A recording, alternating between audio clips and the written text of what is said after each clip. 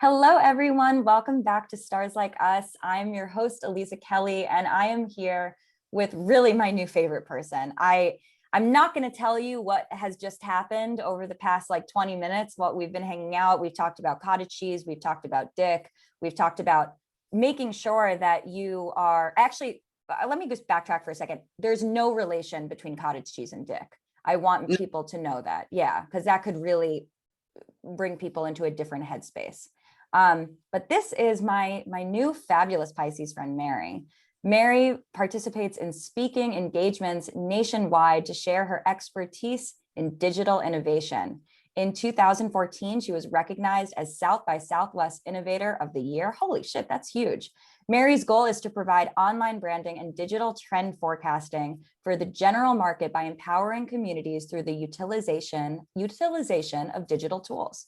She is the co-founder of Cannaclusive, a collective focused on inclusive marketing and business advocacy in the cannabis industry. New York chapter president of Minorities for Medical Marijuana, and she serves as chief marketing officer for Tonic CBD and Tricolla Farms. She currently serves on the board for Social Equity Ventures, a fund created by the parent company, and serves as an advisor and judge for the Ease Momentum Accelerator. She advises 3 cannabis and non-plant touching companies, Canna, Do Skin, and Flor de Maria Chocolates. She is a proud native Detroiter and graduate of the University of Michigan, and she is also in Tropical. A Pisces Sun, Sag Moon, Libra Rising. However, as you guys can see who are watching this, I'm getting the thumbs down because Mary likes sidereal astrology, which was a thumbs up for her, not me, which is Pisces Sun, Scorpio Moon, Virgo Rising. So let's kick off with that. What's the issue with tropical, Mary? My tropical chart is full of shit. I don't align with my tropical chart in any way. And for me, sidereal rise, a lot of the things that line up in terms of all of those different elements and all those different aspects make way more sense in terms of just everything. When I look at my tropical chart, I'm like, who is this person? I don't know who this is. And in most cases, I think a lot of the readings I've received in the past, people have always been right but wrong when they've guessed my sign. So they've been okay, you're Virgo. And I'm like, where are you getting that? I've been called a Virgo, a Leo, a Virgo and a Leo most of my adult life. Interesting. Always. And then, when it comes to people that want to do chart work, they always end up flipping over or seeing the two differences between tropical and sidereal. And they're like, wow, your sidereal chart looks so much different than this. And it makes a little bit more sense in terms of the things you say that you are, attracting and that you create. So for me, tropical to me looks like I have no footing on anything in life. I'm just going to float around and cry. Libras are also one of my top least hated signs. My top hated signs are as follows: Geminis, Sagittarius, Libras, and Aquarians. So all, the air signs are all in there. When you say that, it sounds like I don't like air signs, but the way that I would like to explain it is that I strongly dislike air sign men and Sagittarian men when it comes to anything that's serious. They're great for sex, but anything beyond that, they should be placed in the friend zone. I'm going to have to agree with you, especially on Sag men. I'm going to have to agree with you. Thank you. I mean, I think brilliant, charismatic, dynamic, and the ultimate fuckboys. Ultimate fuckboys, and usually always wrong. And whenever they execute something and you see it, it's usually done trash. Yeah, I mean, as an astrologer, I try to be very objective so that people don't think that I have biases. But, this is not me speaking as an astrologer. This is me speaking as a human being. My experience with Sag men has been purely horrific. So I would definitely, and also, to be honest, the air signs too. So I would co-sign that. I wouldn't say anyone listening should see that as a rule of thumb and see that as an astrologer, I am saying do not date a Sagittarius or a Yeah. Gemini or an Aquarius, but You don't do rule of thumb. I mean, that is silly. I choose Pisces, and I like to make sure that I protect myself against my own better judgment all the time. Yes, and that is very important. So I just told Mary, and I'm telling all of our listeners now for the very first time, that Stars Like Us is getting older. It's growing up, and we're going to start adding a little more structure to our podcast. And the way that we are going to begin this journey is by having a theme for every episode. And it just so happens that our theme this episode is going to be the sun. And I'm really excited that it's the sun, and that you, no matter what system we're using, whether it's tropical or sidereal, you are a Pisces through and through. So what does being a Pisces mean to you? Right. What does the sun mean to me? Or even you being a Pisces, since that's the way your sun is shining. I feel like we get a bad rep. We're very loyal. We're very innovatively creative and intuitive. A lot of us can use that for good. A lot of us can also use it for evil. I do feel like as a Pisces, my emotions always get the best of me. Even though people think I'm not emotional, I try to do that as a way to build my own protective wall, because I'm full of emotions and I'm scared to let them out. So that's cool. I have to say, I mean, if we are slandering Sagittarius, I also have to say that you might be loyal, but Pisces as a sign is not considered a loyal sign. So I'd like to clarify and say I'm loyal to my friends to a fault, but I also have gotten really, really better over the past several years of defining hard boundaries. So a lot of my friendships have definitely changed in my 30s. But I will say that Pisces in general, we're loyal. And I have to say that it has a lot to do with how we view our Venus, our Mars, and also just like the type of partner that we have that makes us want to feel like we are protected, supported, and cared for. So if that isn't like brought out of someone that we're with, I'm totally into dick, so team guys. But if that's not brought out in a male partner that I'm seeking, then I'm gonna definitely cheat on them. Totally. So right. Yeah, I mean, I think that in my experience working with Pisces over the years and understanding the way that I metabolize the sign, Pisces is, just there's a lot going on for Pisces. They are absorbing everything, so sensitive, so psychic, so clairvoyant. And if they feel like they are not working with someone, either romantically, platonically, whatever, sexually, professionally, that is being honest with them, because Pisces are incredible lie detectors, and they can even pick up on a lie before someone even realizes that they're lying. And if Pisces feels at all like they are not swimming in safe water, they're going to try to figure out an exit strategy. It's true. Even a sloppy exit strategy at that. Yeah, I mean, fish could be really floppy. They can make a big splash. Sometimes they're like really sneaky and go through the cracks, and you're like, where'd that fish go? No bubbles. But then other times it's a pop, pop, pop, pop. Fish, classic. Gonna burn a bridge, light it on fire and pee on it. That's just and this is when I'm like, ooh, but that tropical chart with that Sag moon lighted on fire, that sounds very, very Sag moon. It's okay. It's okay. I mean, we're playing, we're having fun. We're doing whatever we want. You be whoever you are, use whatever astrology system you'd like. I don't care at all. I actually want to know all about your work. I want to know about this is a very impressive bio, and I was very worried I was going to butcher every single word that I said on it. So I would love to take it out of the text and really understand what all of it means for you and what it means for your journey.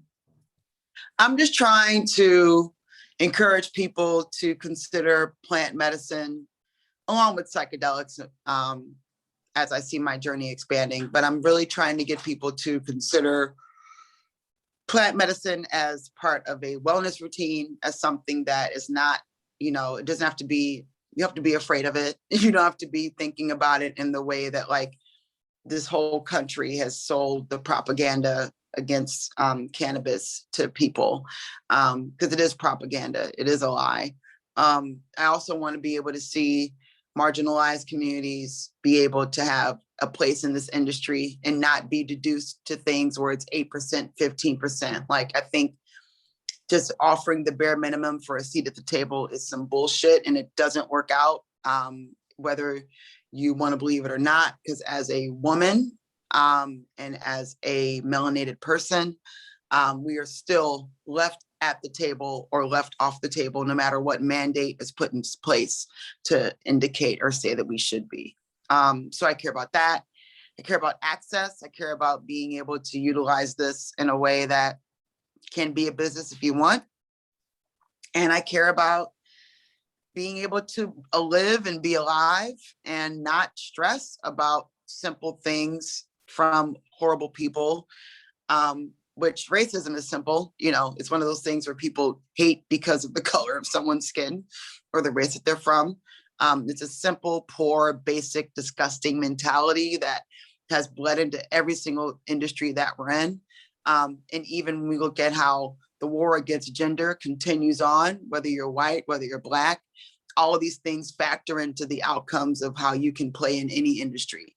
In cannabis, it's even worse because of the propaganda with the war on drugs targeting marginalized people. And it's even worse for a woman, or it can be worse for women, because everybody thinks women are stupid and all we are good at is having vaginas, cooking, and placating to the patriarchy. So how did you get involved in this space and in this particular, what do I want to say? How did you get involved in this particular metabolization of these, macro societal, like crises really that we're dealing with? And how did you find it apply within cannabis? I come from the advertising, media and tech space. Around 2012, I got hit with a really debilitating condition that I didn't know what it was. February of that next year, ended up in the ICU, had to get put into a coma, had to get brought back out. And it was my 5th time in the hospital, and they found out that I had Crohn's. After being in the hospital a total of 27 times with flare-ups. Oh my God. Deal with that and being on different biologics, over 20 medications a day. And I was miserable. I wasn't really able to work. I wasn't really able to do much. I had developed all of these like interesting anxieties. I had experienced quarantining myself before quarantining was a thing. So I was in the space of thing.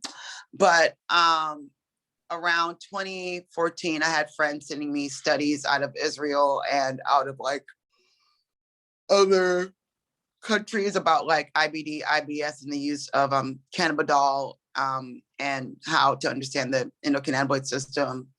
And around 2015, it came kind of like to realization that my last living direct parent, my mom, was getting sicker and sicker from MS, lupus, and colitis. And she was in palliative care, which turned into hospice care. The only thing that allowed her to be without pain and to pass in her sleep without pain was cannabis. Liquid morphine wasn't working. Dilaudid drip wasn't working. Fentanyl wasn't working. And so I was dosing my mom and dosing myself. I was working a really crazy, intense job at Samsung in New York and flying to Detroit every 3 to 4 to 5 days to be with my mom. And I was giving her cannabis, and I was paying people to give her cannabis. And my mom was a triple Leo, Leo sun, Leo rising, Leo moon. So that means she couldn't keep her mouth shut. And so she told other people that her daughter was giving her weed, and I ended up giving 6 other families like tinctures and RSO oil because they wanted their family member not have pain. So I started using cannabis for my Crohn's, and it worked, I guess, or it's working. I'm still using it, obviously. My Crohn's symptoms, I went from maybe like 3 to 8 flare-ups a year to 1 last year and 1 the year before. No, 2 the year before. And so I pretty much like became my own like wellness expert. Like I talked to doctors, some doctors weren't on board. I talked to experts that were not in my state, like medical professionals, about like how to use this. I did my own studies. I did my own like, not YouTube research, but like books and legit like diving into like, you know, groups and things like that. And if it wasn't for cannabis, I wouldn't be where I'm at, health wise. So I realized like, hey, this is a thing, you know, there has to be more people that look like me in it. And there were, but not really. Like we always look at your Snoop Dogg's and your Wiz Khalifa's as like, yeah, they're in cannabis. But I'm like, yeah, but celebrities in cannabis aren't the same as like everyday human beings being in cannabis. Moved to LA, dealt with all the microaggressions and weird racism in the space out here. And I was moving back and forth between New York and LA, back home to Detroit. And, you know, pretty much like realizing that like, there's not a lot of melanated representation in the space. I think the numbers of Black ownership in the space is like still between like 4 to 5%. And, you know, majority of like agricultural land in this country is 98% owned by white men. Majority of businesses operating in cannabis are above 80% owned by white men. And so, you know, the numbers are crazy, just like the numbers are crazy in advertising. Numbers are crazy in every major field. Tech, you know, like all these numbers are still the same, and we're still begging for a seat at the table to be heard over and over again. And I hate it. So I decided to talk more about why there's no seats. And I decided to be way more vocal about that. And, you know, I think that that's kind of how Cannaclusive got born between myself, my 2 other co-founders, Tanya Rapidly Flash and Charlize Antoinette.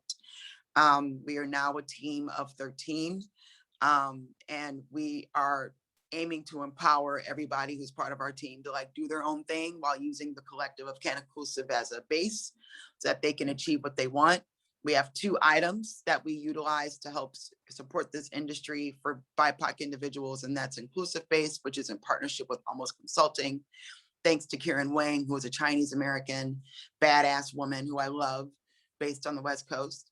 And we have the accountability list, which we're about to get ready to announce our accountability awards and our accountability list of brands that you can support that actually do things in the space to drive equity, inclusion, and support people who want to build equity and cannabis health equity on the ground in different states in the US.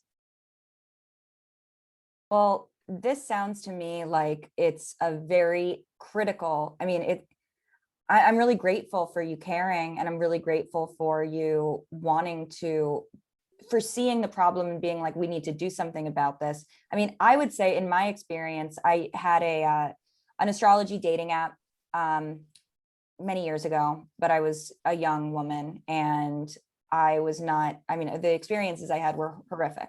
In talking to VCs and trying to be involved in the tech space, it was, it would take a lot for me to ever want to re-enter the tech space. And I was living in Los Angeles at that time. Again, it's very wild. I mean, I would encourage you to, you know, shout out to people that I know that have really powerful apps. I think you should revisit your idea and definitely like connect with more female-led fund groups and founders. But I will say that this being a woman is so powerful in a way that a lot of men can't fathomly check their fucking egos enough to understand that like women are the benchmark and the audience and the livelihood of so many things, including their very existence, because they were born out of a woman's womb, but you have to like tell them that because they forget and they blank out. But hearing that bothers me because as someone who has invested in tech folks in the past and has equity and advises other people, I hear the same thing. I had an event yesterday where there were nothing but women of color talking about good deals and bad deals involving a guy trying to get in your pants in order Yeah, for that was my full experience. like that. And I dealt with that too. Yeah, I mean, looking back on the 2.5, I think almost 3 years that I was trying to do what men do so effortlessly. And the way that me and my co-founder were being treated, the crumbs that we were begging for, and just like the arrogance, the patronizing, how condescending it was, and then add, of course, race to that as well. And I could imagine that, you know, if even somebody was able to enter that space, that they would not want to stay because it is not a welcoming environment. And even if it's the facade of like, oh, of course, we want to be inclusive. It's like, well, when you actually get into those rooms with those individuals who are just, I mean, I could imagine that the microaggressions are deeply disturbing on, you know. It's beyond disturbing. Yeah, I couldn't even fathom what that experience would be, especially in cannabis, which has been so weaponized against Black people and BIPOCs for so many generations, and taken away, obviously, as something that is an available resource, not just for healing, but also for business. Yeah, I mean, I think a lot of people don't understand how asking for anything takes a lot of work. Asking for millions of dollars takes a lot of work. Oh, I think for me, my biggest takeaway from the space that I'm still in, and I get burnt out every day, it feels like, because I'm always like, oh, I feel like you have to learn and adjust and like understand so many new things as this like space gets more and more interesting. Like you have more celebrities that want to like join it and think it's a thing, and then like they make it harder for people that are kind of like actually more passionate and more deserving of it and have been around for a minute, but they can't compete with like crazy capital. You know, I think that it's been, as a Pisces, it's been a very emotional adjustment for me. I've had to put on my big girl pants more than once. So it's a challenge in that respect, because the fire in me wants to let people know like, but the nurturer in me is like, okay, you have to nurture people into wanting to make change and help them understand why these things matter and educate them on the fault of this over time from a evaluation of money that you can make standpoint. I always have to approach things with like the business angle to get people to see where they're messing things up. And it doesn't always work either. So being able to that daily exercise of not knowing if you're going to deal with rejection or acceptance is very, very interesting given my chart. But you know that already because you saw it. So, well, you know what, that's it. It's interesting that you brought up the money aspect of things, because obviously that is, you know, when we're talking about the tech industry, we're really just talking about another manifestation of finance, because we're just dealing with money, who is putting money into what. And then obviously that money goes to, you know, skilled people in their spaces, but it's the transference of money, and not coming from any wealth and not having a lot of, you know, my financial literacy was really low going into it. And the way that that was used against me was also very emotionally and psychologically challenging, because I was coming into the space, which was sort of advertised, especially I came in LA in 2013, and that was like Silicon Beach, you know, Snapchat had just rejected Facebook buyout. Like it was just like a big jerk off fest of like, you know, young white men. But they were making it seem like it was, you know, anybody, it's like crazy here, anyone can do it.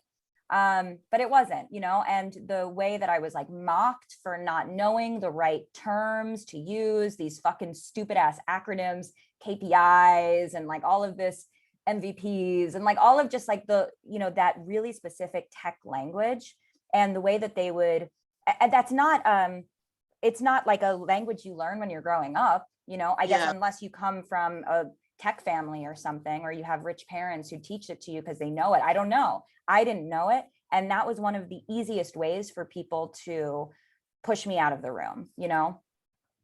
Yeah, I think that a lot of people now, you can find other people that kind of like, it's like a shine theory that you have to execute across all of your reigns, right? I think that women have more chances to talk to other women, to do things around women, I feel like, in my opinion. But I am really interested in what this future is going to look like coming out of this pandemic. Like, how are we? Clearly, there's a giant interest in astrology and how things kind of line up based upon what the pandemic has shown us.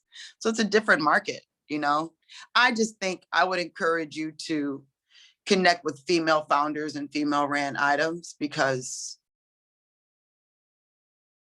I feel like it matters a lot, for sure. Well, I maybe offline we'll talk about this sometime, but Yeah, this to me is an interesting segue into my first formatted question of Stars Like Us, which is, what do you believe in?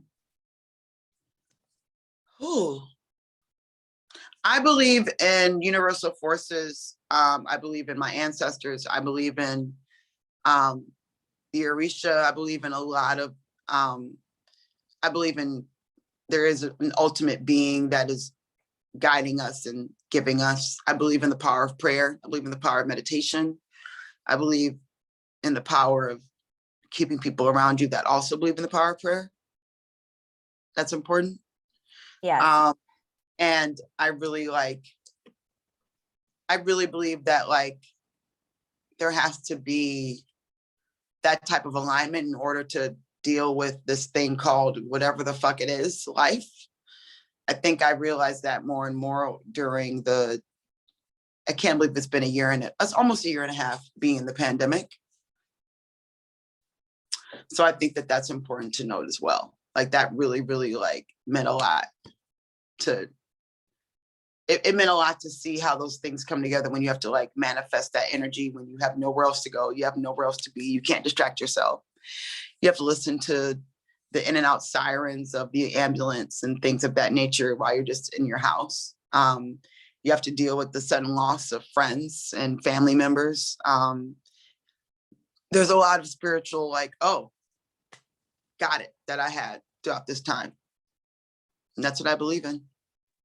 I'm very moved by the fact that you mentioned the ambulances, because you're Pisces Sun, I'm Pisces Moon. Music is a really important part of Pisces culture, I would say.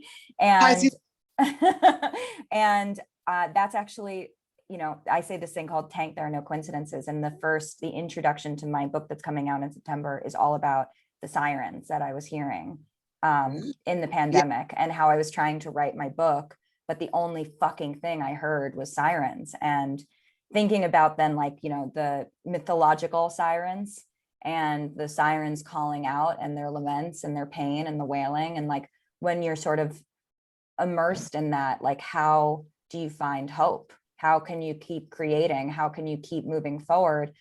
And in my case, it was well, I had pitched this fucking book before there was a pandemic. I have a deadline, I need to write it, but the book I pitched no longer makes sense to me. So how can I make something, how can you keep creating among such, unexpected and unprecedented circumstances? And I also feel like the pandemic for me was an extremely spiritually profound time. I feel like the spiritual growth that I had, because there was really nothing else to do, was transformative. And it also, was my spiritual growth worth all of these millions of people dying and ill? No, no. But it also, those things have to exist because they do. Yeah, I think that it's going to be really, yeah, man, I think it'd be awesome to I think for you, I'm going to read you. Whatever you went through in that experience, given what's coming out with your book, you should reapproach your app idea, and you should reapproach it in a way that fills in the gaps that current apps are missing, right? I think that when you look at what and I know the names of the apps. I have them on my phone, but I don't use them anymore because I'm partially clairvoyant, so I don't really need them. So it's like the something, there's something else. There's two big ones people use. There's a few that have been done by like two women in the space that have their apps. I'm not going to say their name on this podcast, but I think that there's a lot of gaps that you can fill in with your approach. I think that you should reinvigorate and redesign a couple of things as to how you base your confidence when you do these conversations, and how you need to have a team or someone that represents you to make that work, because you representing yourself at this time is it weakens your ability to attract additional interest. It doesn't mean you need to go find a man, but it means that you need to have someone that can like verify what you've discovered along your journey as a woman, but might be just way more willing to like directly engage with said individuals. And you should also just kind of like do a check-in with yourself. Like when you look at your nodes on your chart, because your south node and your north node, your true nodes, like all those things indicate things that like might be connecting as to why when you get in that room, or if you get in those rooms, or when you step into those areas, why you get the energy that you get. But I do feel like you should reapproach your idea, fill in the holes that you know people have in these apps, because you know what they are, and I know you do. But you have to redesign that configuration and make it happen right after your book goes out. Mary, I'm really moved by you offering this to me. I honestly, like when I was reaching out to you, I wanted to talk about weed. I did not know that you were going to be giving me a literal psychic reading. I have not had a psychic reading in a long ass time. And I'm really moved that you felt compelled to share that with me. It's like, I'm going to remember this forever. It's really impactful for me. Remember it. I want you to take it and do something with it. Remembering it. No. I mean that. I mean, I'm going to apply it. I'm going to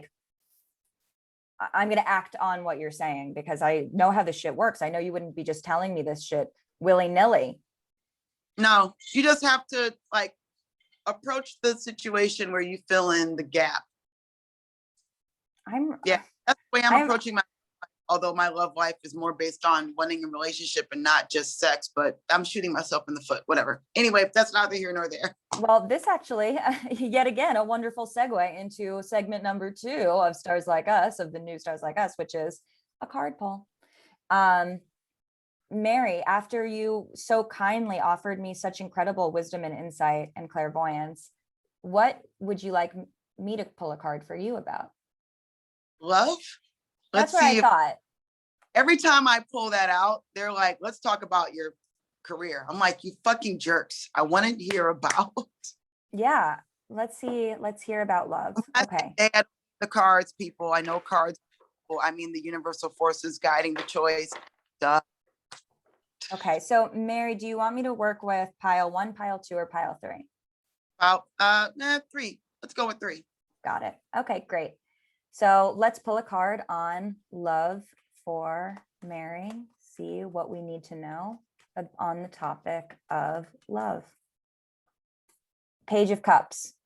What does that mean? Okay, so unfortunately, this is one of the fuckboy cards for me. I'm sorry. I have to tell, I can't lie to you. So what this means to me is, who is this? This is more of a question for you than for me. Like there's a fuck boy out there, and that you, especially since you're saying that you want something more serious, you want commitment in some capacity, something that's more tangible. This is not somebody who's more tangible. So is there somebody who you're allocating energy or space for, who is maybe doesn't have it's not that they're a bad person. I mean, actually Page of Cups is a very lovely person, but they're just not in the space where they can really show up in the way I think that you're looking for someone to show up. I think it's the garbage man that I'm dealing with, or it could be the musician. I told myself I'd never date a musician, and this one seems different, and it seems very aligned, and we have the same people in common. And if those people knew that he was fucking with me, they would kill him. So I don't feel like it's him. It could be the Cancer. The Cancer doesn't know what he wants in his relationships. Well, this is usually a water sign. Yeah. And you my see the man. little fish popping out. Yeah. That sounds like the Cancer. Yeah. Yeah. So let's see, how should you approach this now that we have sort of identified it? I believe the musician, he's a Leo. I believe in that. Yeah, this sounds like the Cancer. I don't think he's a fuckboy. I just think he's an emotional mess. And I usually don't give Cancer men a chance, but this one was really, really cuddly. And I know that's what they do. They try to cuddle with you and then they turn into moody people. I know. I know. So, I mean, let's see. I mean, to me, here's my now, not cards, just intuition. If ultimately what you're looking for is somebody who is going to be is somebody who's really going to see you and show up in the ways that you're looking for, are you trying to cast a wide net, or are you trying to hone in on an individual or a small number of people who could be contenders? But like my net casting is a little limited because I'm not an app person. Like finding people on apps is really hard for me. I'm an energy person. Mm-hmm. But I am casting a wide net. I'm still casting. But the only way to really cast nowadays, it seems to be, is through the internet, and that feels risky. But I'm open to meeting new men that actually are like trying to like get to know me and be really nice. Yeah, I'm not situated on anything or anyone right now, but I do like I want someone to step up, definitely. Well, I just pulled the Lovers for you. And this is a beautiful, for our topic. First of all, this is the Gemini card. We're currently speaking in Gemini season. And Tank, there are no coincidences. What this is indicating to me is that keep putting yourself out there right now, because your energy is in the place where you would be able to really meet someone, or with one of these existing people, take it to the next level, because the Lovers is saying that this is what you're here for. You are here to form this union, with someone. And it doesn't need to be like a legal union, but it's two souls coming together, under this sort of divine spirituality, to be able to say, like, I see you, I respect you, and I'm showing up for you in a way that is going to be fulfilling and not going to be energy vampire or misunderstandings or just like more complicated than it needs to be. Okay, that sounds good. Keep putting yourself out there throughout this Gemini season. I'm going to tap dance my way through it. Okay. Let's do one more card as a sort of, this is supposed to be a single card pull, but I can't resist. It's okay. Let's see one more card for like, what does Mary need to know? Like when we get off this, moving forward, what action items should she take? I'm crossing my fingers, hoping it's a good card. I don't know if this works. King of Swords. So this to me is, there's someone that you need to talk to in order to draw a line in the sand. Okay. This is a stern king. This is like not a, this is probably, this is usually an air sign. So I know that's from earlier. I know that you have a little problem with them, but this is Gemini, Libra, Aquarius. So this could be somebody who has that or has those attributes in their life. But I think that this is someone that you need to have a serious conversation with about like, where are we at? And that's the action item. Man, okay. Does that make sense? Sure. I know. This deck is not like, this deck is rude. The deck is rude. It's not me. I don't blame you. Okay. And now for our very last question, which is, how does magic show up in your life? Oh, man. I don't think I'd be able to do what I'm doing if I didn't have like my ancestors' hands on what I'm doing. I've questioned it a lot. I've asked about it a lot to like my spiritual advisors and my teachers. I just don't feel like all these things would be happening the way they're happening if, man,